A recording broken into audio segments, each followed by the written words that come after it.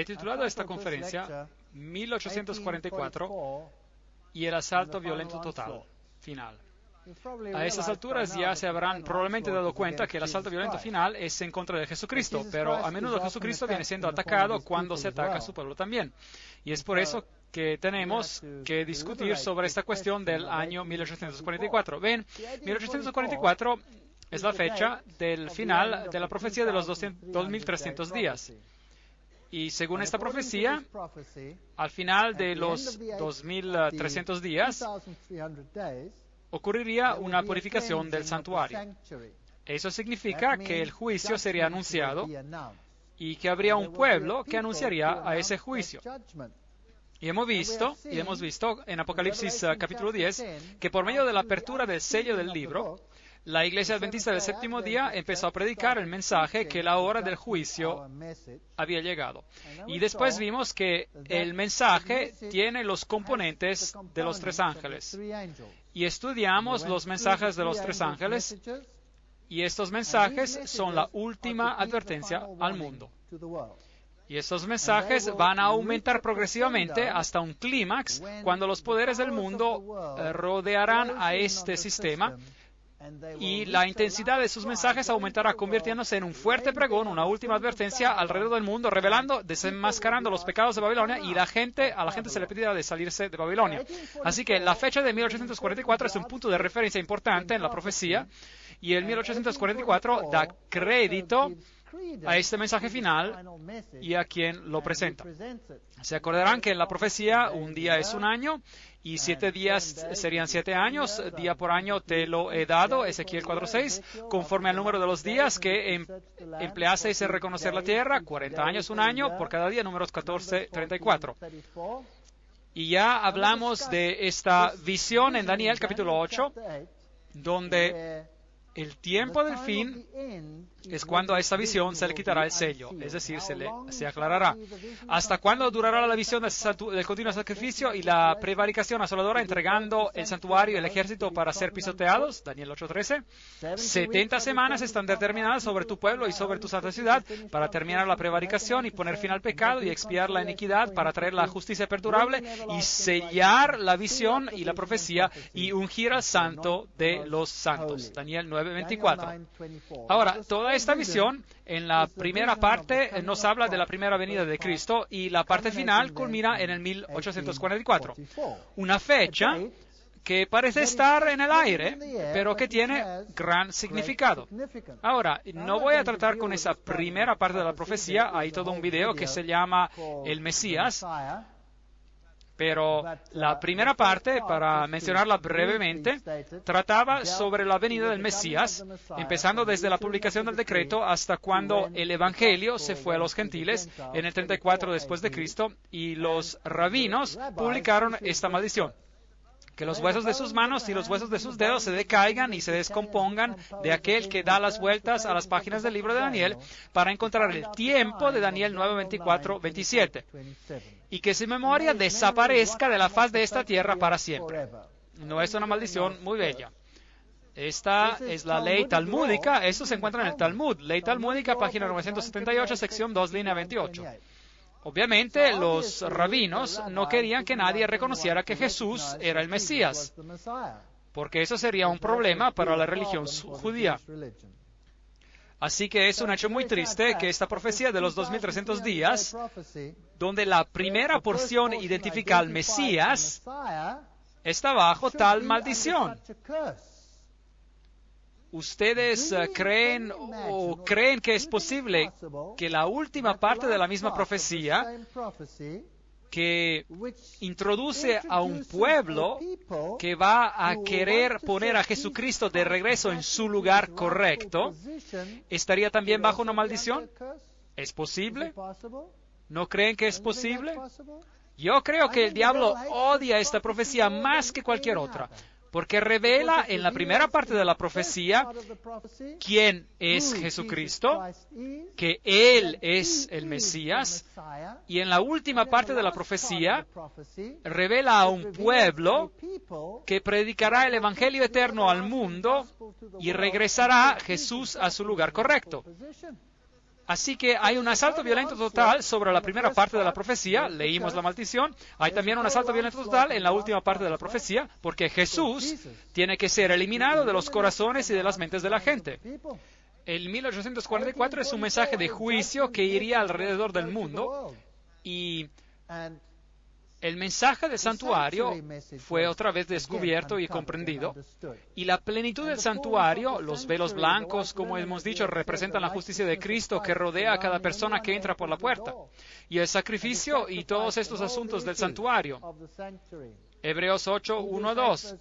Tenemos tal sumo sacerdote, el cual se sentó a la diestra del trono de la majestad en los cielos, ministro del santuario y de aquel verdadero tabernáculo que levantó el Señor y no el hombre. Así que existe un tabernáculo, un santuario celestial, según Hebreos 8, ¿sí o no? Sí. Ahora, esta doctrina del santuario celestial, donde Cristo oficia como sumo sacerdote, es una doctrina que está siendo duramente atacada en el mundo. ¿Por qué? Porque pone a Jesucristo de regreso al centro como el único Salvador en el mundo, y también nos dice sobre su ministerio. Y donde Él está oficiando, en el lugar santo o en el lugar santísimo. Eso es muy importante. Porque según la doctrina adventista del séptimo día, el 1844, el tiempo del juicio, tiene que ser el Yom Kippur, y Él tiene que haber ingresado al lugar santísimo. Ahora, si esto es así, la Iglesia Adventista del Séptimo Día tiene un mensaje especial para el mundo. Primeramente, un mensaje que explica el santuario, el ministerio de Jesús, la hora del juicio, pero también los hace a ellos los portavoces del mensaje final. Y eso es un problema. Uno no puede tener una denominación que es el portavoz del mensaje final. Uno tiene que quitar a esa denominación de esa posición y hacerla parte de la olla, del crisol, del ecumenismo. Nadie tiene el derecho de decir, nosotros tenemos un mensaje final para el mundo. Eso sería exclusividad, según el pensar del mundo. Así que la fecha de 1844 está fuertemente bajo ataque, y la doctrina de que Jesucristo entró en el lugar santísimo en el 1844 y luego el santuario será purificado, el día antitipo de la expiación está también bajo fuerte ataque. Hebreos 9:3, tras el segundo velo estaba la parte del tabernáculo llamada el lugar santísimo.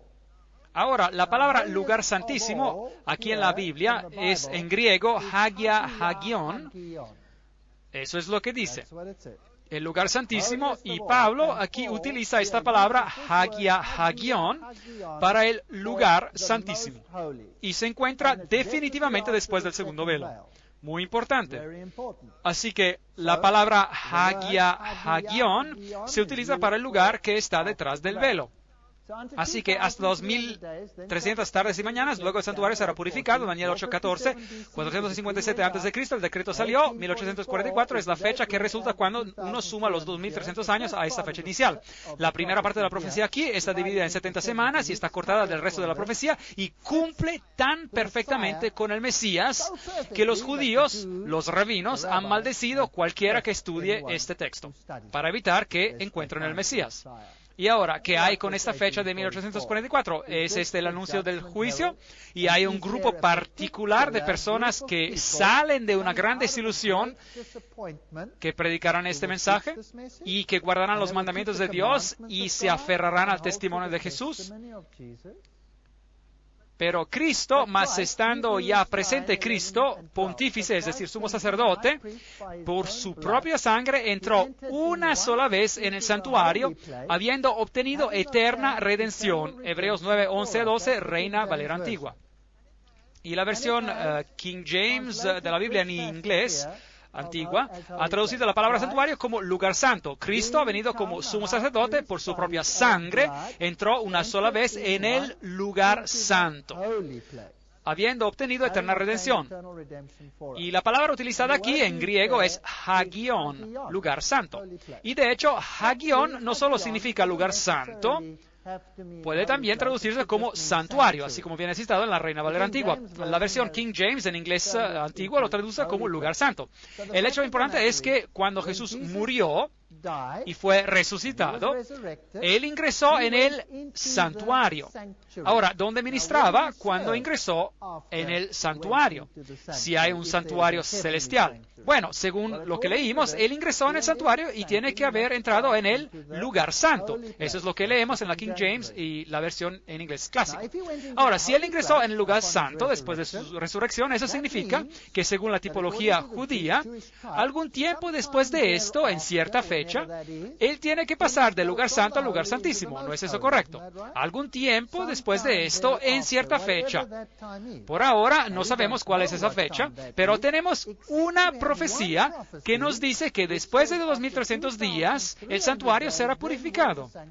Eso significa que tenemos una fecha, el año 1844, donde Jesús podría ir del lugar santo al lugar santísimo. Esa es la única profecía sobre este asunto. Así que Cristo entró en el lugar santo, en el lugar santísimo, cuando ascendió al cielo. Jesucristo se convirtió en sumo sacerdote por su propia sangre, habiendo obtenido eterna redención. Hebreos 9:12. 7 fiestas judías anuales como prototipo y antítipo. ¿Se acuerdan que las estudiamos? La Pascua, la fiesta de los panes sin levadura, la fiesta de los primeros frutos. Y estas fiestas nos hablan de cuando Jesucristo murió, cuando se quedó en la tumba y cuando resucitó. Y después hay la fiesta de las semanas, el Pentecostés. Y cuando Jesús vino por primera vez, Él pagó el precio por el pecado. Eso es lo que hizo. Y después acontecen las fiestas que anuncian el juicio. Hablamos de ellas, la fiesta de las trompetas que anunciaban el juicio. Eso representaría el movimiento que anuncia la segunda venida de Jesucristo, movimiento que empezaría en el 1844. Y si esto es correcto, y el día de la expiación, y es decir, del juicio investigativo y la fiesta de los tabernáculos, y el tiempo de este juicio investigativo es el momento en el cual estamos viviendo hoy en día. Y el 1844 es una fecha tope potente. Se anuncia el ir a la casa, la cosecha de la redención. Así que cuando Jesús vino por primera vez, Él pagó el precio por el pecado. ¿Nos llevó a todos de este terrible planeta? ¿Sí o no? No. Cuando Él regrese por segunda vez, tendremos la cosecha de la redención. Después todos los salvos serán llevados a Él. Y el día de la expiación representaba el momento anual de la purificación del santuario terrenal. Así que básicamente la doctrina dice que desde el 1844, porque esta es la única fecha que tenemos, nosotros hemos estado viviendo en lo que la Biblia llama la hora del juicio.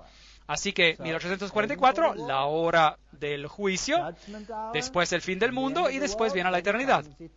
En aquel tiempo se levantará Miguel, el gran príncipe que está de parte de los hijos de tu pueblo, y será tiempo de angustia y será libertado tu pueblo, todos los que se hallen escritos en el libro, Daniel 12:1. Pero recordamos que se le dijo a Daniel, cierra las palabras y sella el libro hasta el tiempo del fin, Daniel 12:4. Ahora, ya hablamos sobre esto cuando hablamos en la conferencia sobre el capítulo 10 de Apocalipsis. Así que no voy a explicar esto en gran detalle otra vez. Consta decir que el tiempo del fin venía definido en ese capítulo como el final de los 1260 días, 538 después de Cristo, supremacía papal, hasta el 1798 después de Cristo. Y después de ese tiempo, el mensaje de los tres ángeles sería anunciado por el mundo. Ahora, ¿sabe lo que es fascinante? Es que el mundo ha cambiado algunos de estos criterios. Por ejemplo, ellos dicen que Cristo no entró en el lugar santo, pero que Él entró en el lugar santísimo. Y si usted tiene una versión moderna, eso es lo que dice. Cambiaron las palabras en la mayoría de las versiones modernas, donde la Reina Valera antigua tenía santuario y la versión antigua en inglés, King James, tenía lugar santo. Ellos cambiaron la palabra a lugar santísimo. Y ahora tenemos un problema. Porque en griego, lugar santísimo se dice con las palabras hagia, hagion, y nuestro texto solo dice hagion en griego. No dice hagia, hagion. ¿Y por qué cambiarían ese texto? Ven, si Jesús ingresó en el lugar santísimo, cuando Él fue resucitado de los muertos y se fue al cielo, no hay nada de especial que ocurre alrededor del año 1844. ¿Entienden esto? Mientras que si Jesús ingresó en el lugar santo, bueno, la fecha del 1844 se convierte en prominente y hay un mensaje especial y un pueblo especial que lo va a dar. Así que la fecha de 1844 tiene que ser cancelada, removida, y hay movimientos enteros que tratan de removerla, movimientos terribles. Ahora, mi pregunta es simple, y es esta. Si Jesús subió al cielo para servir en el santuario, y la Biblia dice que Él no entró por medio de la sangre de corderos, machos, cabríos, pero por medio de su preciosa sangre, pues, ¿cuándo sirvió en el lugar santo si supuestamente Él empezó su ministerio en el lugar santísimo? Si algunas de las versiones modernas de la Biblia están en lo correcto y Jesús ingresó en el lugar santísimo, ¿cuándo ministró en el lugar santo? Porque después de todo, en el santuario terrenal, que es una copia del santuario celestial y es una copia del servicio del ministerio que ocurre en el santuario celestial, Jesús tiene que haber servido por un tiempo en el lugar santo. ¿Y cuándo ocurrió esto? Bueno, tiene que haber sido antes de que Él vino a esta tierra, ¿correcto? Porque cuando Él se fue de esta tierra, supuestamente le ingresó en el lugar santísimo, según algunas de las versiones modernas. ¿Es eso correcto? Muy bien. Pregunta, ¿con qué sangre? ¿Con qué sangre Él sirvió en el lugar santo antes de venir a esta tierra? ¿Con la sangre de corderos y machos cabríos? No. Así que, en otras palabras, Jesús no pudo haber entrado en el lugar santísimo cuando Él se fue al cielo. Él solo hubiera podido entrar en el lugar santo. Así que no importa cuánto ellos lloren, y no importa cuánto se lamenten sobre el hecho de que la fecha 1844 es una fecha profética, ellos van a tener un problema. Jesús solo hubiera podido ingresar en el hagion, en el santuario, en el lugar santo, cuando Él se fue al cielo, porque ese momento era la primera vez que Él tenía su propia sangre con la cual poder ministrar. Eso significa que Él tiene que haber entrado en el lugar santísimo después, y la única fecha que tenemos para esto es el año 1844, así que 1844 permanece, sea que nos guste o no. Ahora, acerca de esta fecha del final del tiempo, o fecha del tiempo del fin, durante este mismo periodo que el remanente predica un mensaje de separación, Satanás organiza una falsa unión, empezando con la Revolución Francesa. ¿Se acuerdan? Él reemplaza la ley de Dios con su propio estándar terrenal llamado los derechos humanos.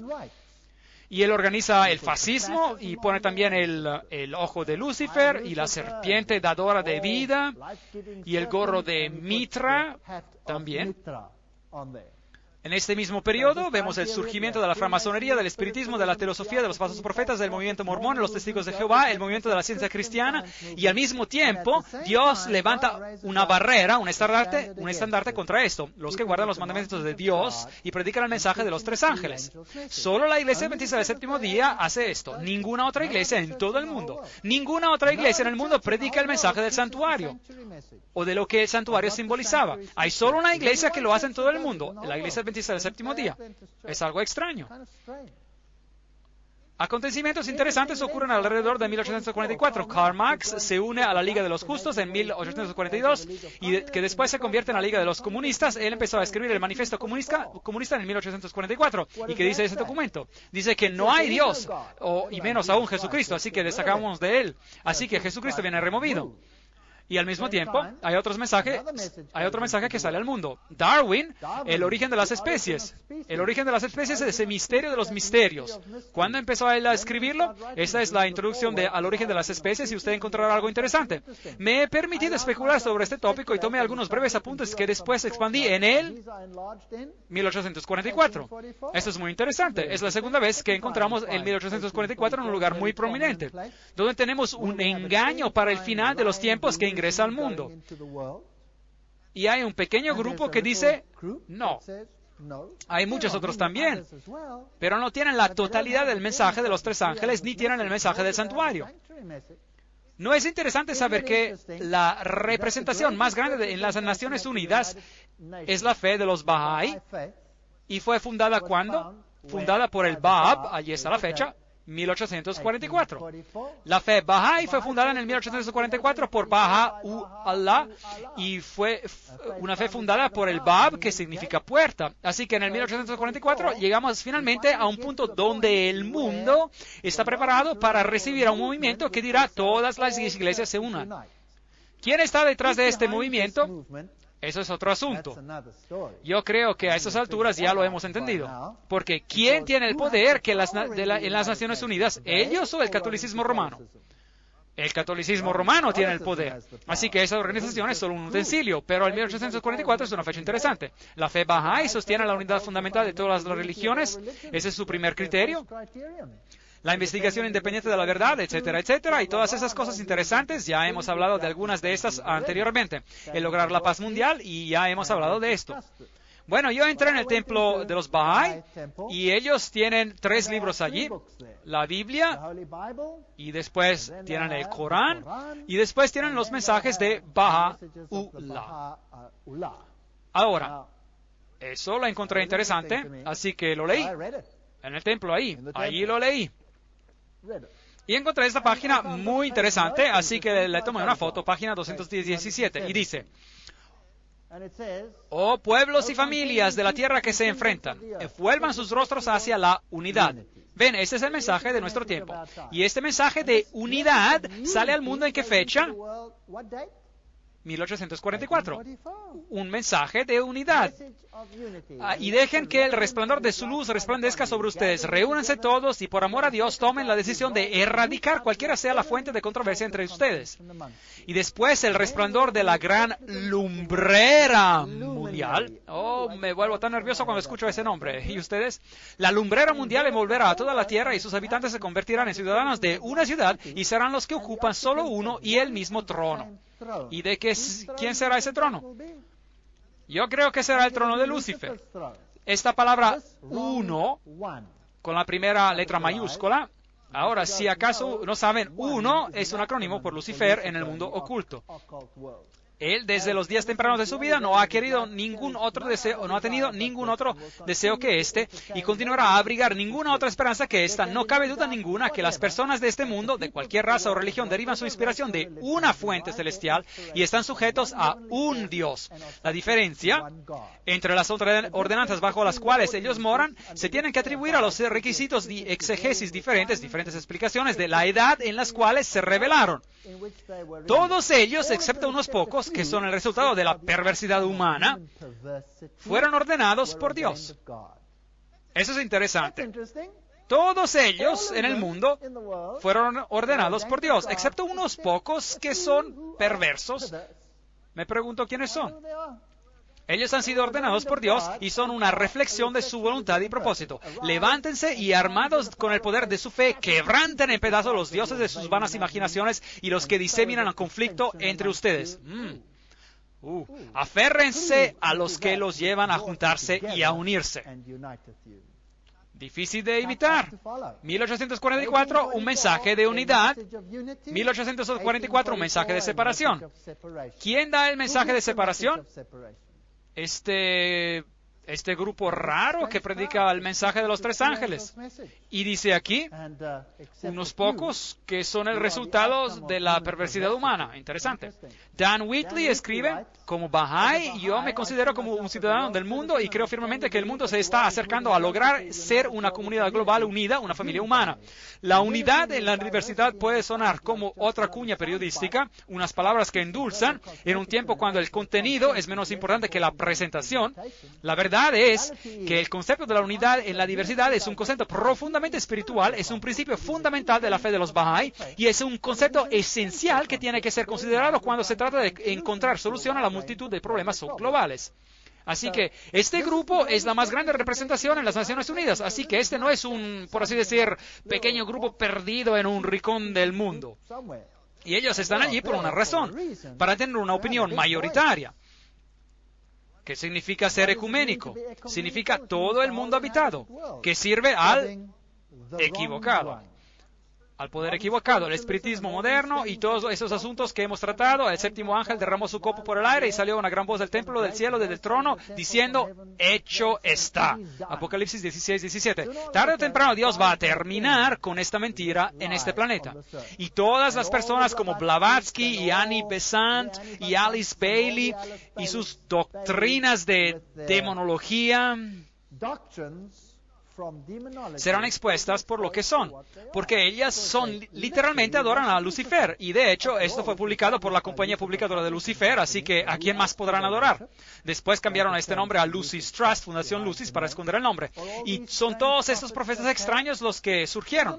Aquí hay otra fecha interesante, 1844. El manuscrito sinaítico, Codex Sinaiticus, viene descubierto en el monte Sinai y forma la base de todas las traducciones modernas de la Biblia que remueven a Jesucristo como Dios y como el único Salvador de la humanidad. ¿Ustedes creen que es casualidad? ¿Ustedes creen que esto es casualidad? Esto es muy extraño. Al mismo tiempo, cuando este mensaje de separación y de adorar a Dios y de darle gloria a Él, de que hay un solo Salvador y un Evangelio, una manera de ser salvo, todas esas cosas se juntan y la fecha es el año 1844. ¿Y ustedes se acuerdan de Génesis 3:15? Y pondré enemistad entre ti y la mujer, y entre tu simiente y la simiente de suya. Esta te herirá en la cabeza y tú le herirás en el calcañar. El versículo viene cambiado por el catolicismo en que ella te herirá en la cabeza. Así que aquí vemos a esta batalla interesante que se desarrolla en los últimos días. Este es Robert Mueller.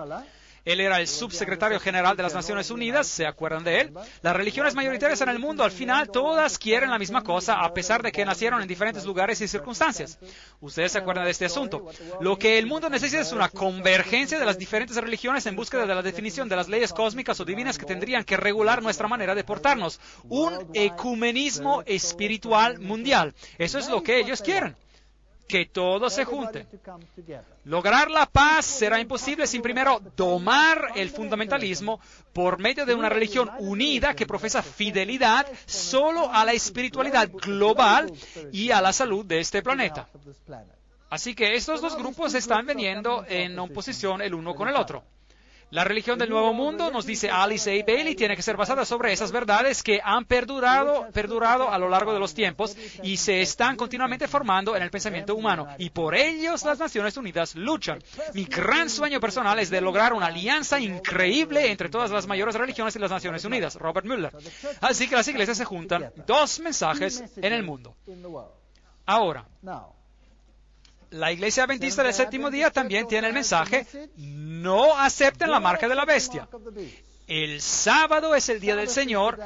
Adoren al quien hizo el cielo, la tierra, el mar y las fuentes de las aguas. El papado viene y dice: no, tú tienes que escucharme a mí. Yo te diré cuándo tienes que adorar y tú adorarás en el primer día de la semana, porque yo soy la autoridad en tu vida.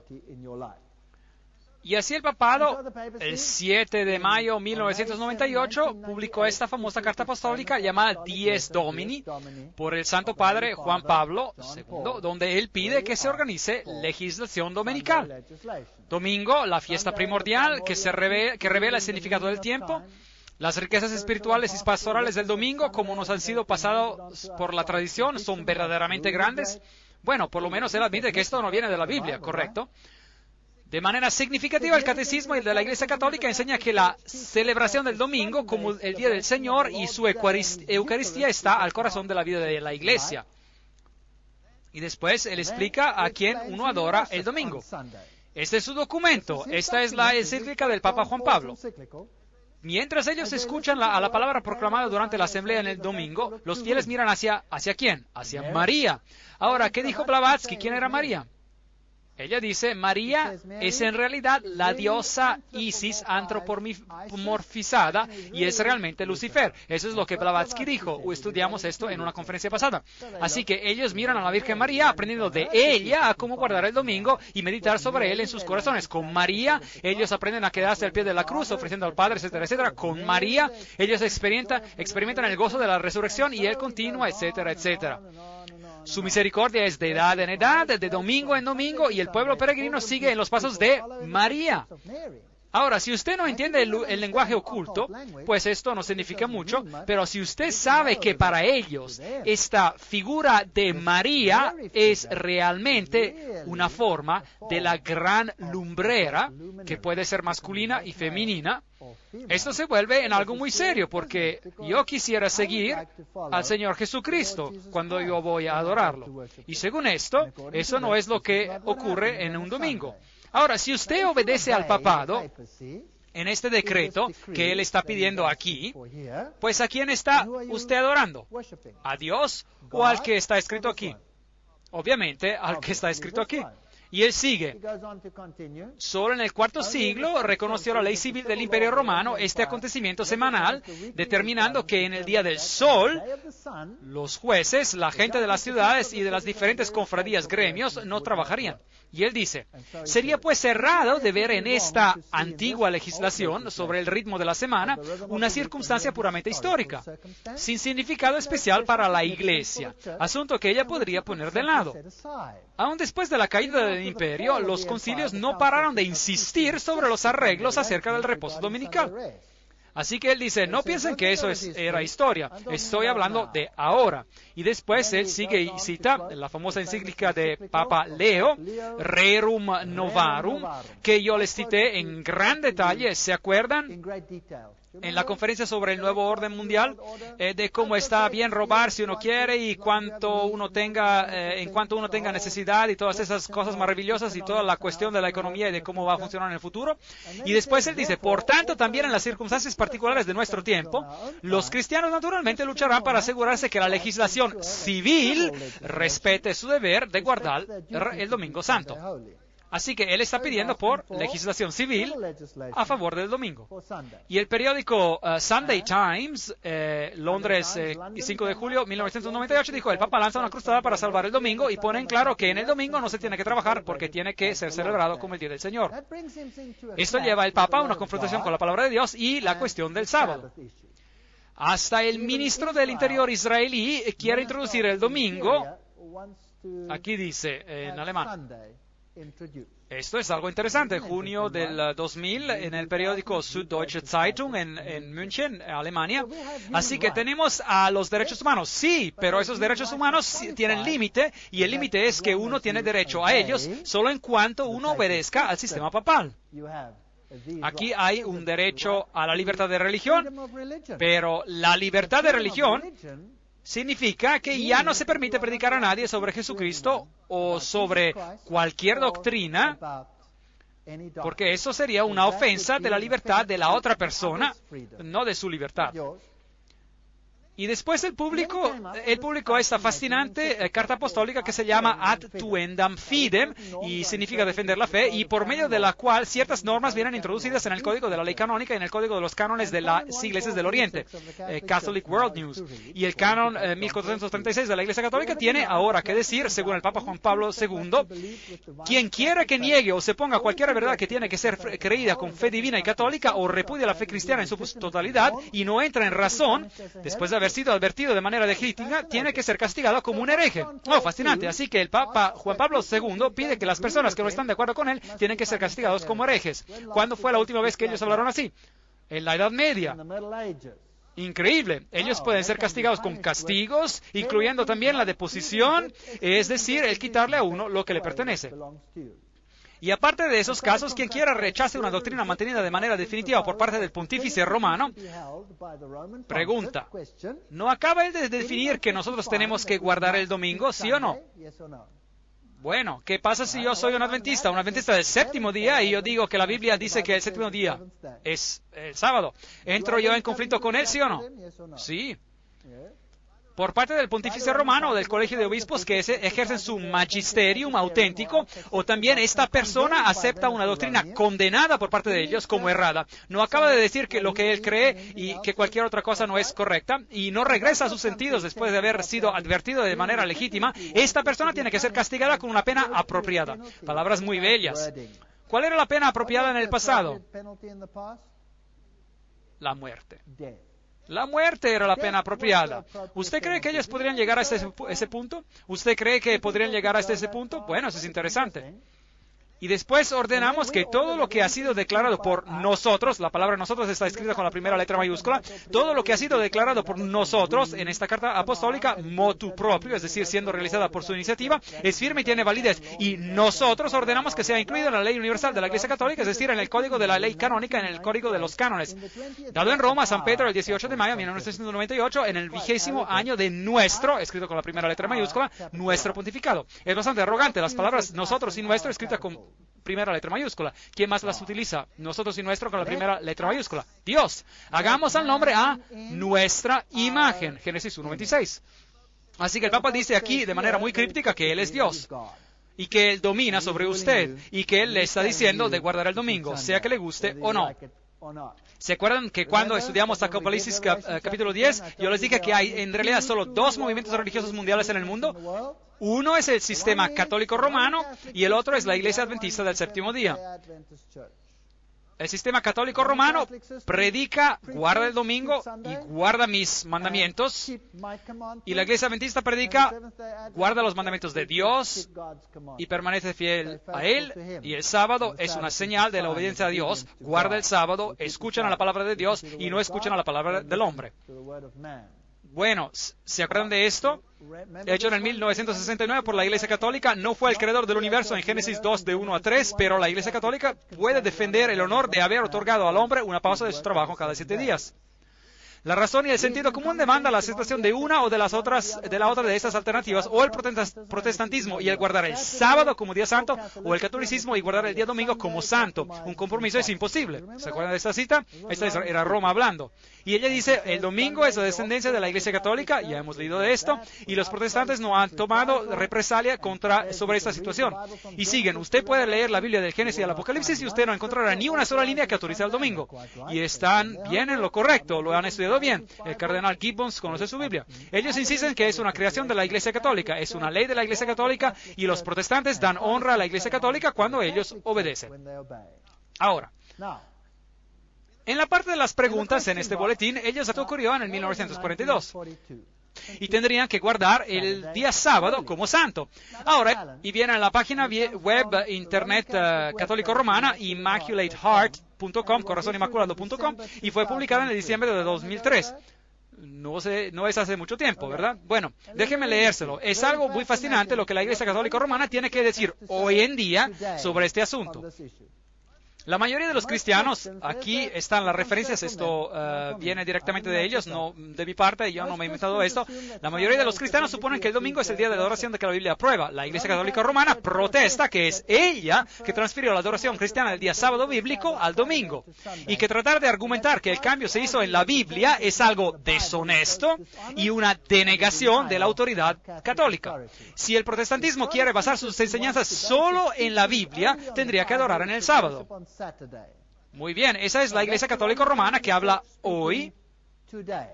¿Usted cree que podría ir más allá? Eso sería interesante. ¿Qué más tienen que decir? Bueno, ellos volvieron a publicar este artículo que habían publicado en el 1893, del cual yo les cité en la última conferencia. Ahora, ¿por qué están publicando otra vez este artículo en su totalidad en el sitio internet católico?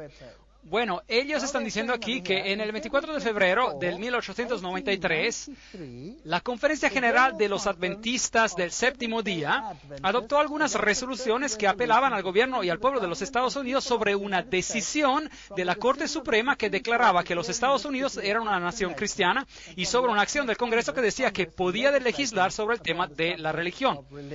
Y en respuesta a esto, en el mes de marzo de 1893, la Asociación Internacional de la Libertad Religiosa publicó esas resoluciones en un folleto titulado Appeal and Remonstrance, apelación y protesta, y habiendo recibido uno de estos, el editor del periódico Catholic Mirror de Baltimore, en el estado de Maryland, publicó una serie de 4 editoriales que aparecieron en ese periódico en los días 2, 9, 16 y 23 en el mes de septiembre del año 1893.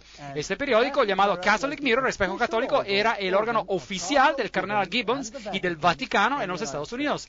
Así que ese es un documento muy oficial que ellos publicaron. ¿Y por qué lo publicaron? Porque los adventistas del séptimo día apelaron para mantener la iglesia y el Estado separados. Ahora, su sitio de internet, Mary Online, María en línea, vuelve a publicar ese artículo en su totalidad. Y no voy a hablar de él en detalle. Otra vez, básicamente, el artículo dice, es una buena presentación sobre el sábado. Y es un estudio maravilloso, mejor o igual a lo que cualquier erudito en la iglesia adventista del séptimo día haría. Y el estudio dice por qué el sábado es el día del Señor. Así que ellos prueban de la Biblia que el sábado es el séptimo día, es el día del Señor, para que ellos puedan alegar que lo cambiaron. Y no son tímidos sobre el hecho de haberlo cambiado, y no esconden este hecho, ellos lo admiten. Y de manera arrogante, estos son los hechos. Así que ahora continuemos. Voy a citar un poco más de este artículo donde ellos dijeron, el protestante dice, ¿cómo puedo recibir las enseñanzas de una iglesia apóstata? Ahora nosotros preguntamos, ¿cómo has logrado recibir sus enseñanzas durante toda tu vida en directa oposición a tu maestro reconocido, la Biblia, sobre el asunto del sábado? Ese fue el artículo en el 1893. Y después, los que siguen la Biblia como a su guía, los israelitas y los adventistas del séptimo día, tienen el peso de la evidencia exclusiva a su lado. Así que publicaron ese artículo otra vez. Y después, ellos afirman aquí, los adventistas son el único cuerpo de cristianos que tienen a la Biblia como a su maestro y que no pueden encontrar ninguna evidencia en sus páginas por el cambio del día desde el séptimo al primero. Y es por eso que se llama adventista del séptimo día. Y seguimos. Ellos escriben aquí, no hay ningún protestante que vive hoy en día que haya jamás obedecido a ese mandamiento, prefiriendo seguir a la iglesia apóstata, entre comillas, en vez de obedecer a su maestro, la Biblia, que desde Génesis a Apocalipsis no enseña ninguna otra doctrina, si es que los israelitas y los adventistas del séptimo día están en lo correcto. Los dos grupos afirman que la Biblia es su maestro infalible. Dejen que la Biblia decida si es que el sábado o el domingo es el día que Dios manda ser guardado. Uno de esos dos grupos tiene que estar en una posición errada. Y después ellos dan este largo estudio bíblico sobre este asunto. Y después hay una nota editorial. Y ahora, noten esta nota editorial interesante. Fue en este punto que la Reforma fue condenada por el Concilio de Trento. ¡Increíble! ¿Sabían ustedes que toda la Reforma falló al Concilio de Trento a causa del asunto del sábado? ¿Sabían ustedes esto? ¡Increíble! ¿Qué ocurrió? Interesante. Ven, los reformadores habían constantemente acusado, así como viene dicho aquí, que la Iglesia Católica había apostatado de la libertad, así como está contenida en la palabra escrita. La palabra escrita, la Biblia y solo la Biblia. Así dice el Señor, estas eran sus santo y señas constantes, y las escrituras, así como están escritas, son el único estandarte de la apelación. Esta era la plataforma proclamada de la Reforma y del protestantismo. Las escrituras y la tradición. Esto es lo que la Iglesia Católica decía. La Biblia, así como viene interpretada por la Iglesia y según el consenso unánime de los padres, esta era la posición y la reivindicación de la Iglesia Católica. Este era el asunto principal en el Concilio de Trento. Punto interesante. El concilio fue llamado especialmente para considerar las cuestiones que se habían levantado y habían sido forzadas a la atención de Europa por los reformadores. ¿Sabían ustedes que la Reforma hubiera podido tener éxito? Hubiera podido tener éxito. Finalmente, después de este estrés mental largo e intensivo, porque había muchos católicos que estaban preparados a renunciar a la tradición y a aceptar a la Biblia y solamente la Biblia. Fueron asuntos de punta, bien mordaces. El arzobispo de Reggio entró al concilio básicamente con el siguiente argumento para el grupo que se aferraba solo a las Escrituras. Y él dijo, los protestantes alegan basarse solo sobre la palabra escrita. Ellos profesan a aferrarse solo a las Escrituras como su estándar de fe. Ellos justifican su rebelión con el pretexto de que la Iglesia ha apostatado de la palabra escrita y sigue la tradición. Ahora, los protestantes alegan que ellos se basan sobre la palabra escrita y esto no es verdad. El hecho de que ellos profesan de aferrarse solo a las Escrituras como su estándar es falso. Prueba de esto, la palabra escrita explícitamente manda la observancia del séptimo día como el sábado. Ellos no observan el séptimo día, pero lo rechazan. Ese fue su argumento. Si ellos verdaderamente se aferraran a las Escrituras solamente como a su estandarte, ellos se estarían observando el séptimo día, así como las Escrituras lo mandan. Pero ellos no solo rechazan la observancia del sábado, así como viene mandado en la palabra escrita, pero ellos han adoptado y practican la observancia del domingo, por el cual ellos tienen solo la tradición de la Iglesia. En consecuencia, su reivindicación de que solo las Escrituras son su estandarte se derrumba, y la doctrina de la Escritura y la tradición como esencial queda establecida de manera completa, y los protestantes mismos son jueces de este asunto. Así que la Reforma falló a causa del asunto del sábado. Esto es muy interesante. Y después él sigue. Esta fue la inconsistencia de la práctica protestante comparada con la profesión protestante, que dio a la Iglesia Católica la razón ansiosamente deseada y buscada por largo tiempo para poder condenar al protestantismo y a todo el movimiento de la Reforma como a una rebelión egoísta contra la autoridad de la Iglesia. Y después ellos siguieron, y esta es hoy en día la posición de las partes en esta controversia. Hoy en día, como lo demuestra este documento, este es el asunto vital sobre el cual la Iglesia Católica procesa al protestantismo y sobre el cual ella condena la dirección del protestantismo popular como siendo indefendible y que se contradice a sí mismo y suicida. Bueno, ¿qué van a hacer esos protestantes? ¿Qué van a hacer este protestantismo? ¿Qué van a hacer? Increíble, ¿qué desafío les dieron? ¿No fue acaso es un desafío? Así que la Reforma falló a causa del asunto del sábado. ¿No es interesante que la Biblia dice, cuando habla sobre la iglesia de Sardis, en las 7 iglesias de Apocalipsis, dice, no he hallado tus obras perfectas delante de Dios, pero va a haber en Sardis aquellos que andarán conmigo en vestiduras blancas? Y yo creo que lo sabrá. Lutero y Melanchthon y todos estos grandes reformadores caminarán en vestiduras blancas.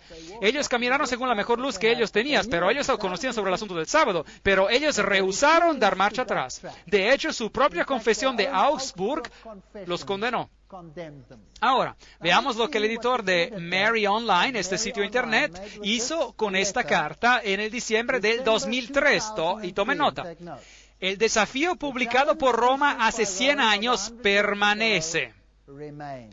Estos escritos apostólicos que fueron publicados entonces, o la Iglesia Católica está en lo correcto, o los adventistas del séptimo día están en lo correcto. No puede haber otra elección.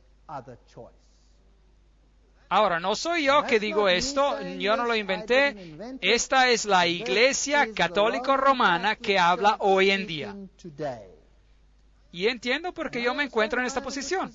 Así que, ¿a quién declaran ellos como a su opositor confirmado? ¿Qué dice la Iglesia Católica Romana? ¿Quién es el único protestante consistente? ¿Y quién es el único que los opone en este asunto? La Iglesia Adventista del Séptimo Día. Ahora, ¿pueden entender por qué la Iglesia Adventista del Séptimo Día es un reproche, no solo para el catolicismo, pero también para el protestantismo? ¿Sí o no? Tienen que ser. Y así que ellos serán burlados y llamados secta, sea por parte del catolicismo y del protestantismo. Así que, básicamente, si esto es así, yo le he estado predicando aquí, esta es la posición de la Iglesia Adventista del Séptimo Día, sin considerar lo que los otros están haciendo, y el catolicismo está de acuerdo con todo corazón, y de hecho dice el editor, no puede haber otra elección. Bueno, hemos estado hablando sobre lo que la Iglesia Católica Romana dijo. O la Iglesia Católica está en lo correcto o los adventistas del séptimo día están en lo correcto. No puede haber otra elección. Y si ustedes miran a la reunión intrafe de 1999, donde el Papa fue elegido como el líder espiritual del mundo y donde se pidió que ellos se unieran en condenar a los fundamentalistas cristianos que abusan de la libertad de expresión y que sus esfuerzos en convertir a otros incitan al odio y a la violencia, ¿a quién se está dirigiendo principalmente? ¿A quién creen ustedes? Tienen que ser los adventistas del séptimo día, porque ellos son los protestantes consistentes que predican en contra de las doctrinas antibíblicas. Todos los presentes estuvieron de acuerdo en 2 puntos clave. Uno, el Papa Juan Pablo II fue nombrado por consenso como la principal guía espiritual y el supervisor del planeta. Y punto número 2, esos fundamentalistas religiosos que rehúsan de unirse al movimiento global ecuménico tienen que ser silenciados. Bueno, ¿quiénes son ellos? ¿Quiénes son ellos? Ellos los acaban de identificar. Ellos nos han indicado en quién ven el problema. Y George W. Bush dice, la mejor manera de honrar el Papa Juan Pablo II, verdaderamente uno de los grandes hombres, es tomando su enseñanza seriamente. Es de escuchar a sus palabras y de poner sus palabras y enseñanzas en acción aquí en América. Ese es un desafío que tenemos que aceptar, dice él. Así que, ¿los Estados Unidos aceptarán la doctrina papal o van a aceptar la doctrina bíblica? La doctrina papal, él acaba de decirlo.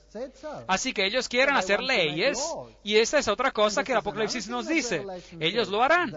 Así que podemos ver un enfrentamiento mundial que está por venir. Ahora, echémosle un vistazo a estas citas interesantes. Cada una de ellas tiene aquí su referencia. Dios obra en muchas maneras por medio de muchas fes y agencias religiosas. Esta es la razón por la cual se eliminan las doctrinas no esenciales. ¿Ven? Si algo no encaja en el ecumenismo, ¿qué tienen que hacer con este asunto? Tienen que deshacerse de él. ¿Y qué pasa con lo que no encaja en el ecumenismo? El guardar el sábado. Y tiene que desaparecer. Otras medidas se tomarán también en este departamento de las religiones y de la educación sobre el cual el Cristo gobierna, y Él se moverá para restaurar los puntos de referencia antiguos, para eliminar lo que no es esencial y para reorganizar el panorama religioso total en preparación de la restauración de los misterios. Estos misterios, una vez restaurados, unirán a todas las fes. Pregunta. ¿Podemos nosotros aceptar eso, sí o no? La respuesta es no. Eso es un asunto serio. La escritora de la nueva era, Natalie Banks, dice, mirando para abajo de la superficie de los eventos turbulentos exteriores, nos damos cuenta del movimiento de expansión que se mueve hacia la eliminación de esa separación sectaria y a distanciarse del confiar en la doctrina y dogma duros y firmes. Y al mismo tiempo hay una búsqueda más intensa por una comprensión más profunda de las enseñanzas interiores y de su aplicación a los enormes problemas de hoy en día. Pues, ¿qué están esperando? Ellos quieren deshacer de esas doctrinas que separan. ¿Pueden ver cómo el sábado se está convirtiendo en un asunto importante? ¿Cómo nosotros tendremos que representar la verdad y la justicia y a Jesucristo? Y a Jesucristo se lo va a tirar a la trituradora de papel. Ese es un asalto violento total a Jesucristo, atacando a su pueblo. Thomas Ehrenzeller, un director de los World Federalists, federalistas mundiales, indica, un número creciente de personas están financiando una reacción en contra de la ola de fanaticismo religioso fundamentalista. La dirección correcta que se tiene que tomar es la que conducirá a un nuevo mundo de unidad y a una ley mundial. Una cita después de la otra. Alice A. Bailey dijo lo mismo. El día está amaneciendo cuando todas las religiones serán consideradas como emanando de una gran fuente espiritual. Ellas aceptarán las mismas verdades, no como conceptos teológicos, pero como esenciales para la vida espiritual, de la hermandad de las relaciones humanas. Bueno, eso parece bello, así como está escrito, pero no es lo que Dios dice. Así que los esfuerzos explícitos de las Naciones Unidas eventualmente darán fruto, y una nueva iglesia de Dios reunida de todas las religiones y grupos espirituales, unida, dará fin a la gran herejía del separatismo. Amor, unidad y el Cristo resucitado serán presentes, y Él nos demostrará la vida perfecta, la gran herejía del separatismo. ¿Qué dice el fuerte pregón? La última advertencia. Salgan y sean separados. Aquí hay un gran choque, un conflicto. Ahora yo entiendo por qué las Naciones Unidas se han propuesto de venir a hablar a mi denominación y a decir, hay solo una vía, y esta es las Naciones Unidas. Hay solo un cuerpo que lo va a lograr, y esa es las Naciones Unidas, etcétera, etcétera, etcétera. Bueno, él a lo mejor dijo todo esto, pero para mí personalmente yo no estoy interesado en esto. Ella dice que las personas iluminadas no tolerarán al autoritarianismo en ninguna iglesia o al totalitarismo en ningún sistema político. Ellos no aceptarán o permitirán al gobernar de ninguna organización de hombres que trata de decirles lo que tienen que creer para ser salvos.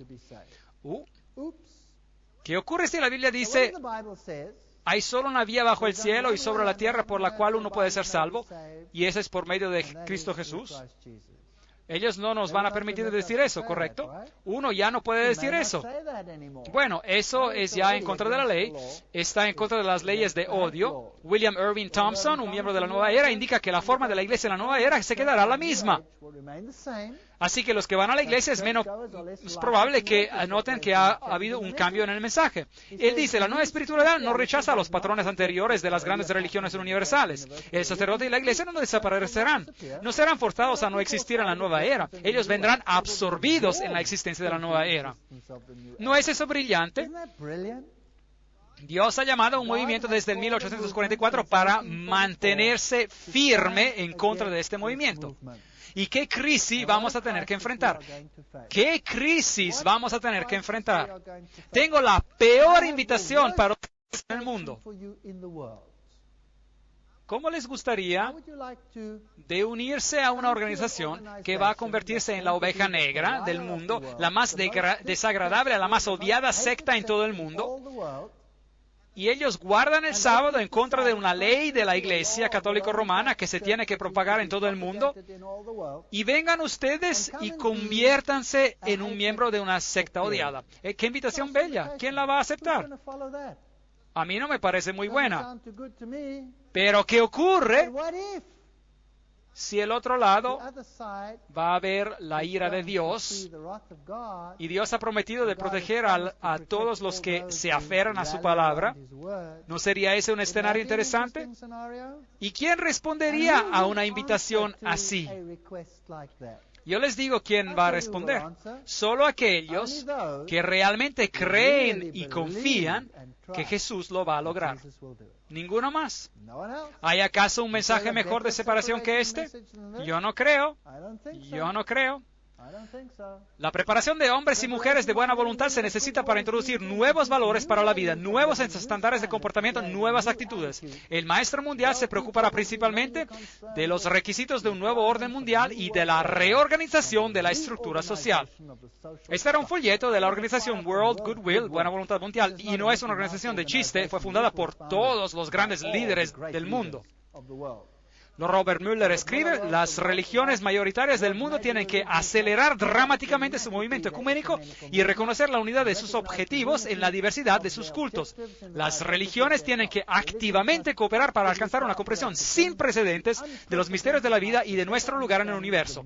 Mi religión, correcto o falso, y mi nación, correcto o falso, son expresiones que tienen que abandonarse para siempre en la era planetaria. Lamento. Para mí es la Biblia y solo la Biblia, o si no, nada. Jesús estaba en lo equivocado, dice Dwalkul. ¿Y quién es él? Dwalkul es un demonio que habló a Alice A. Bailey. Jesús estaba equivocado sobre la división de las ovejas y los cabritos. Se ha pensado que las ovejas irían al cielo y los cabritos irían al infierno, pero es al revés. Acuérdense que esto no es un chiste, de que las Naciones Unidas han dicho de que ellos basan sus escritos sobre quién. Alice A. Bailey, quien canalizó a Dwalkul. Esto no es un chiste, esto es un asunto serio. El cabrito en Capricornio es el iniciado y de un cierto ángulo esotérico, los cabritos van al cielo porque ellos funcionan en el reino espiritual. Las ovejas se quedan en la tierra hasta que se convierten en cabritos. Eso es pura basura. La entrada en los cielos, declara Dwalkul, es la entrada en la era de Acuario y Piscis, es decir, las fuerzas cristianas, se menguarán rápidamente. Esta es una guerra sobre Jesucristo. Esta no es una guerra sobre cualquier secta o individuo. Nosotros estamos atrapados en el medio de todo esto y tenemos una elección. La organización World Goodwill dice explícitamente, esta luz radiante, el mensaje de Cristo, no puede tener nada que ver con enseñanzas sombrías de las iglesias que están basadas sobre la muerte, la crucifixión, la agonía, el infierno eterno y la ira de un Dios que se venga. Para construir una nueva civilización basada en la naciente nueva conciencia en la humanidad, las organizaciones de iglesia, si quieren sobrevivir, tendrán que ajustarse a la jerarquía espiritual, es decir, al liderazgo demoníaco de la nueva era. Ese es un problema. La humanidad no será capaz de hacer la transición de la vida puramente terrenal a la vida universal hasta que la paja sea separada del trigo. La candidata demócrata para la nominación de vicepresidente para el año de 1984 y directora ejecutiva de la World Future Society, la Sociedad Mundial Futura, Barbara Marx Hubbard, no escatima palabras, seguro que no lo hace. Ningún tipo de paz mundial puede prevalecer hasta que los miembros egoístas del cuerpo planetario cambien o mueran. Esta es la elección. Ellos tienen que seguramente morir o cambiar. ¿Qué dijo el Papa? Ellos tienen que ser condenados como un hereje, o ellos tienen que sufrir un castigo apropiado. Bueno, preguntemos a sus colaboradores cuál es el castigo. Cambiar o morir, ese es el castigo. Este hecho es tan horrible como el matar una célula que tiene cáncer. Tiene que hacerse por amor al futuro de la totalidad. Bueno, yo no tengo que leer todas estas citas sobre semillas defectuosas y que tienen que ser cortadas. Dwight Cool, hablando por medio de Alice A. Bailey, dice, un violento germen e infección de estreptococo ha amenazado la vida de la humanidad. El germen hace sentir su presencia en las áreas infectadas del cuerpo de la humanidad. Otra operación quirúrgica podrá ser necesaria para deshacerse. Él tiene que irse. La muerte no es un desastre, se permitirá mucha destrucción. ¿Creen ustedes que estamos enfrente de otra experiencia como los campos de concentración de Auschwitz? No quiero asustar a nadie, pero esas son simplemente citas. Esos obstáculos serán llevados bajo el cuidado de los grandes seres que los cuidarán hasta que haya salud. Muchas gracias. Prefiero que ustedes se queden donde estén. Yo no quiero su tipo de salud. Esto se puede hacer de manera mucho mejor y mucho más rápida sin el cuerpo físico. ¿Ven cuán astutos es todo esto? Bueno, transportémoslos al otro lado. Ruth Montgomery dice que las almas habrán pasado al mundo de los espíritus para reflexionar sobre sus actitudes. Esas son citas increíbles y son verdaderas. No son chistes, no son chistes. El anterior miembro de la nueva era, Randall Baer, dice que los que rehusan la marca de la bestia serán el blanco para ser exterminados en lo que se llamará eufemísticamente centros de reeducación sobre el amor y el traslado, es decir, campos de muerte disfrazados. Uno tiene que cambiar o morir. Esta cita viene de un hombre que ha ganado el premio Templeton. Acuérdense de que Billy Graham también ganó el premio Templeton. Ahora, esa es una persona destacada, es el presidente del Consejo de Editores de la Enciclopedia Británica, director del Instituto para la Investigación Filosófica en Chicago, presidente del proyecto Paideia y fideicomisario honorario del Instituto Aspen y altamente honrado en los foros más altos de este mundo. Y él dice, el doctor Adler, dicho en palabras simples, Adler argumenta que no vamos a poder obtener la paz mundial hasta que obtengamos la unidad cultural. Pero Adler argumenta que hay solo un obstáculo a esta unidad, el cristianismo. ¿Y cuál tipo de cristianismo? El que se aferra solo a la Biblia y solo a la Biblia. El cristianismo alega tener conocimiento sobrenatural y revelación divina que causa división. Y no está abierta al debate racional. Y esto no tendría que ser tolerado. Ahora, esas son personas destacadas que están diciendo esas cosas. Así que un cristianismo que está basado absolutamente en la Biblia no puede ser tolerado. ¿Saben qué? Estoy entusiasmado. ¿Y saben por qué? ¿Y saben por qué? Porque tenemos que estar tan cerca del fin. Y si usted conociera las promesas que Dios tiene guardadas para los que lo aman, increíble. Y cómo Dios protegerá a su pueblo, así como Él protegió a los israelitas de la antigüedad. ¿Saben estas personas que van a venir plagas? Y que Dios hará una diferencia entre su pueblo y ellos. Él hizo una diferencia entre los egipcios. En ese entonces hubo 10 plagas. Las primeras 3 cayeron sobre todos, pero las últimas 7 cayeron solo sobre los egipcios. ¿Cuántas plagas habrá al final de los tiempos? Vamos a prescindir de las primeras 3. Hay solo 7. ¿No es eso bueno? Yo les quiero decir algo. Vale la pena seguir a Dios. Ellos pueden decir todo lo que quieren, pero lo dicen en vano. Ellos están hablando lo equivocado. Increíble. Si Dios chasquea sus dedos, ellos desaparecerían. ¡Qué arrogancia! Las iglesias cristianas, escribe Rothschild, en realidad de ilusión, tienen que suprimir todo separatismo. ¿Ven que ese es el problema? Y aprender a cooperar con todas las otras fes, de las cuales sus escrituras son de igual valor y belleza que el Nuevo Testamento. Muy bien, sigamos. El doctor Christopher Hyatt se refiere a los cristianos fundamentalistas como a la sombra que emerge en la sociedad y revela cómo este cambio de guardia tomará lugar y la tierra aún requiere algo de sangre. Estas personas van a tener que ser erradicadas. Yo veo que la nueva era requiere mucha sangre, desbaratamiento, caos y dolor para que ocurra un cambio masivo. El librito de Bailey advierte, no debe de haber angustia sobre el desaparecer del viejo orden mundial. Muy bien. Lo bueno, lo verdadero, lo bello están por venir y la humanidad es la responsable de su venida y no cualquier intervención divina del exterior. ¿Qué enseña la Iglesia Adventista del Séptimo Día? Que va a haber una intervención divina del exterior. Eso es lo que los Adventistas del Séptimo Día enseñan. ¿Qué enseñan las otras denominaciones? No. Que va a haber un rapto y una conversión total. Eso es una mentira. El protestantismo está hasta mintiendo a su propio pueblo y eso no es lo que la Biblia enseña. Juan 16:2, os expulsarán de las sinagogas y aún viene la hora cuando cualquiera que os mate pensará que rinde servicio a Dios. Eso es bíblico. Juan 16:33, estas cosas os he hablado para que en mí tengáis paz. En el mundo tendréis aflicción, pero confiad, yo he vencido al mundo. Muy bien, este fue un video que fue transmitido en la televisión nacional por CNN después de los acontecimientos del 11 de septiembre.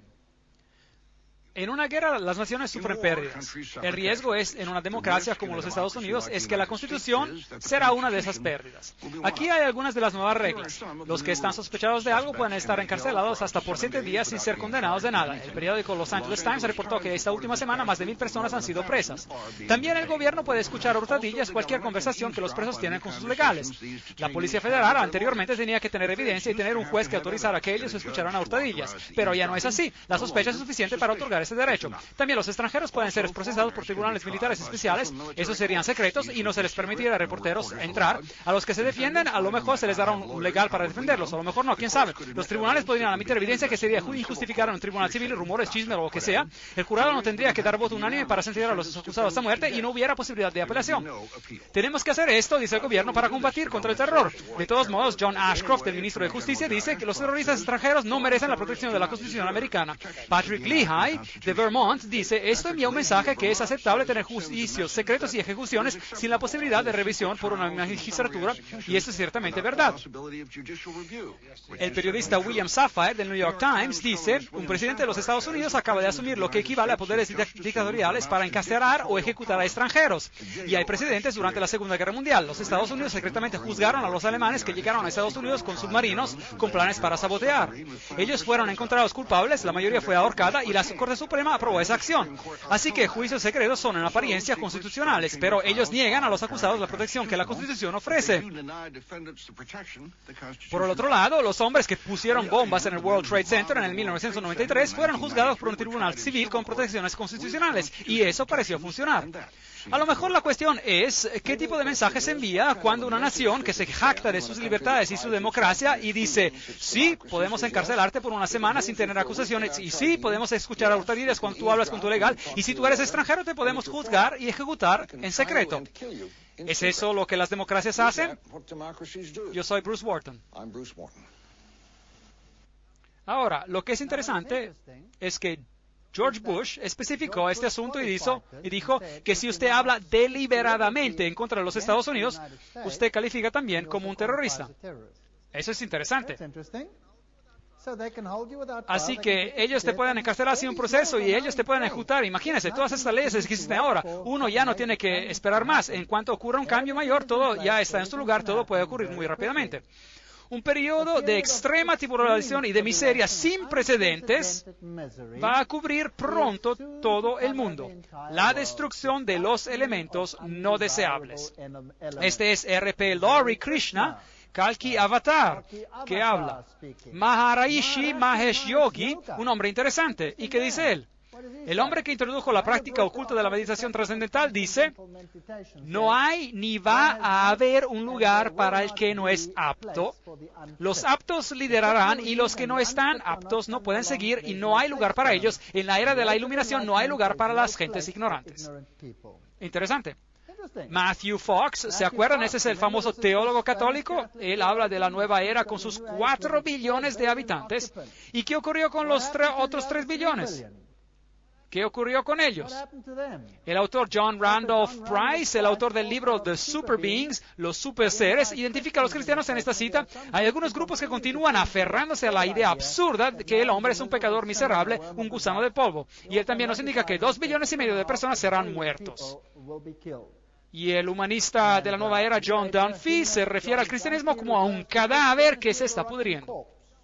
Podríamos seguir con más citas. Esa es una persona interesante, el príncipe Felipe. Él dice que si yo voy a ser reencarnado, me gustaría regresar como un virus mortal para poder contribuir algo para restaurar la sobrepoblación.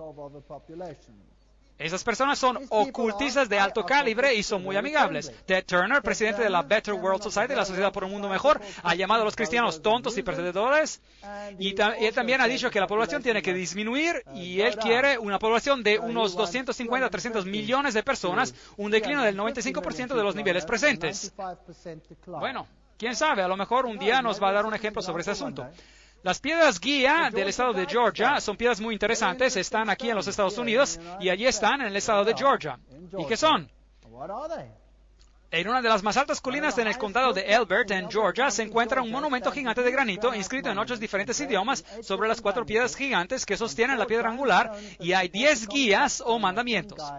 Al monumento se lo refiere alternativamente como a las piedras guía del estado de Georgia o al Stonehenge americano. El mensaje es, 1, mantener la humanidad bajo el medio billón. En equilibrio perpetuo con la naturaleza. Es interesante qué va a ocurrir con el resto. De segundo, guía la reproducción de manera sabia, aumenta la buena forma física y diversidad, unir la humanidad con un nuevo idioma vivo, gobernar la pasión, la fe, la tradición y todas las cosas con razón controlada, proteger a los pueblos y las naciones con leyes imparciales, que todas las naciones gobiernen internamente y resuelvan disputas exteriores en un tribunal mundial, eviten leyes insignificantes, mantengan un equilibrio entre los derechos personales y deberes sociales, atesoren la verdad, no sean un cáncer sobre la tierra y dejen espacio para la naturaleza, espacio para la naturaleza. 10 reglas. ¿Qué ocurre con el resto de la humanidad? ¿Qué van a hacer con ellos? Esas personas tienen homicidio en sus corazones. Bueno, asuntos interesantes. Aquí hay Stonehenge original.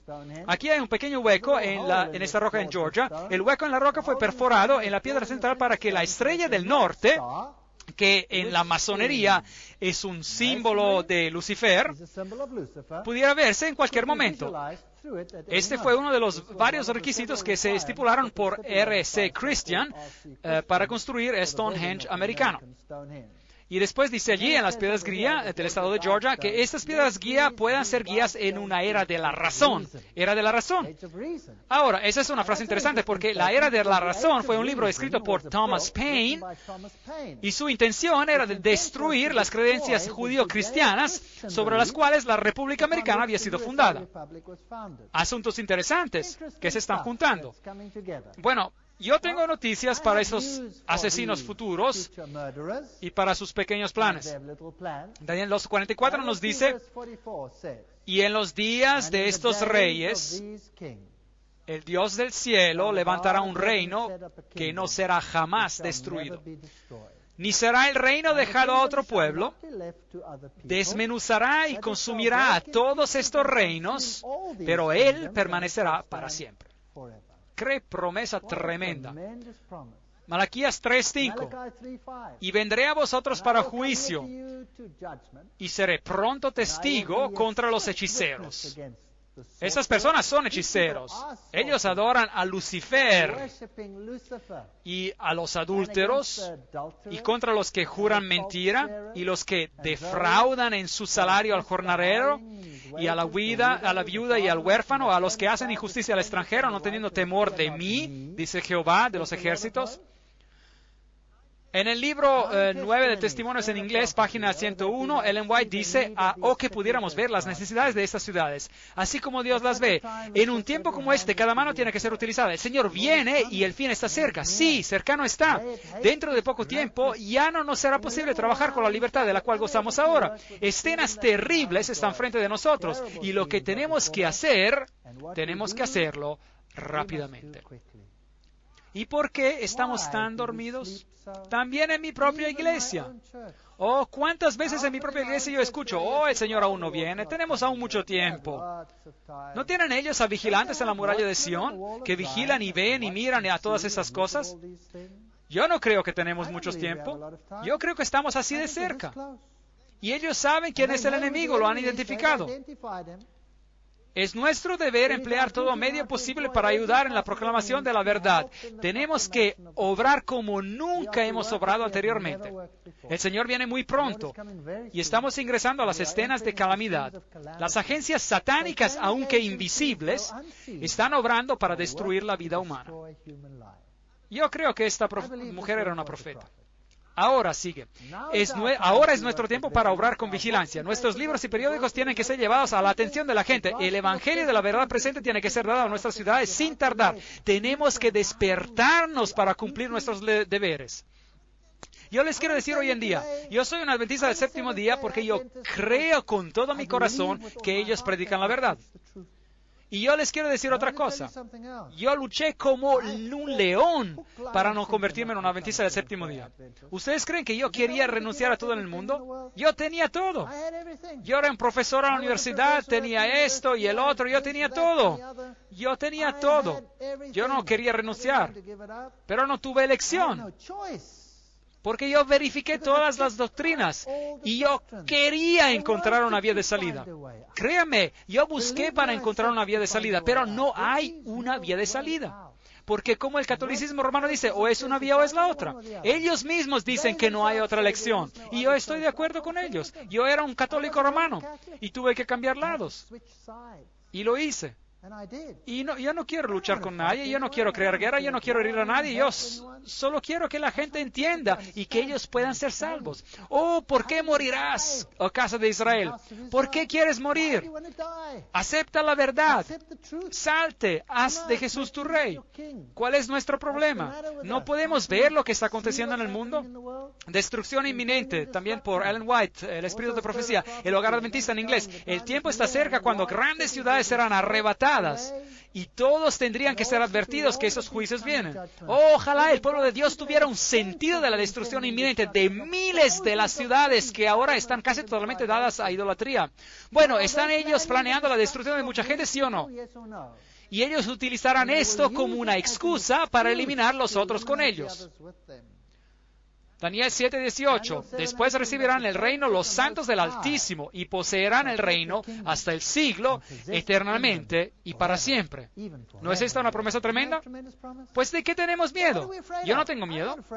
Yo he aprendido a confiar que Dios hará todo lo que Él promete. Y Él ha prometido que a tu puerta no llegarán. Él lo ha prometido. Él ha dicho, las plagas caerán a tu lado 1,000 y 10,000 a tu diestra, mas a ti no llegarán. Salmo 91:7. Internalicen las promesas, lean sus Biblias, apodérense de las promesas, háganlas todas suyas. Si usted quiere agarrar mi Biblia, mírenla. Cada página tiene las letras P de promesa en ella, porque doquiera que yo encuentre una promesa de Dios, yo escribo una letra P y digo, gracias Señor, esta promesa es para mí y es para ustedes también. Todas las promesas de Dios son en Él sí y en Él amén. En la palabra de Dios. Y nosotros vamos a necesitar las promesas, pero no es suficiente leerlas, tenemos que creerlas también. Y para eso necesitamos una relación, necesitamos el aceite. Derramen el aceite de la experiencia en sus botellas para que cuando el Señor venga, ustedes puedan permanecer firmes. Vamos a casa pronto. Y todos los que son huéspedes aquí esta noche, yo quiero disculparme por haber herido a muchos sentimientos. 1000 disculpas, porque yo sé que lo que he dicho es muy penetrante, áspero, y significa cambio, significa cambiar. Pero yo quiero que ustedes crean que yo lo estoy haciendo con la absoluta convicción de que esa es la verdad. Yo creo que tengo la Biblia que lo apoya, que apoya cada palabra. Y yo he hecho todo lo posible en mi poder para darles la evidencia que esto es verdad. Y usted lo puede rechazar, esa es su libertad de elección. Esto es lo bello de la libertad de elección. Pero usted no va a poder decir que nunca escuchó este mensaje. Usted no va a poder decir eso. Y si usted está pensando, bueno, ¿por qué he asistido? ¿Por qué he asistido? Si no me hubiese asistido, me hubiese ahorrado ese desastre. ¿Cuántas veces yo he deseado? ¿Por qué conocí a ese carpintero más pesado que el plomo que me dio este folleto? ¿Por qué lo conocí? Sí, yo he pensado eso muchas veces. Pero es increíble, yo les voy a decir algo. Caminar con Dios es una experiencia que yo no cambiaré por nada en el mundo. Yo no quisiera tener en mi vida de ninguna otra manera. Afortunadamente, Dios te da las calamidades, las pruebas de parte en parte. Él no te las da de todas de un golpe. Pero este es el hecho. Y yo no quiero poner ninguna presión sobre nadie. Yo les estoy dando los hechos. La gente me llama el hombre de los hechos. Escoja. O esto es de Dios, o yo soy un loco de atar. Esa es su elección. That's your choice.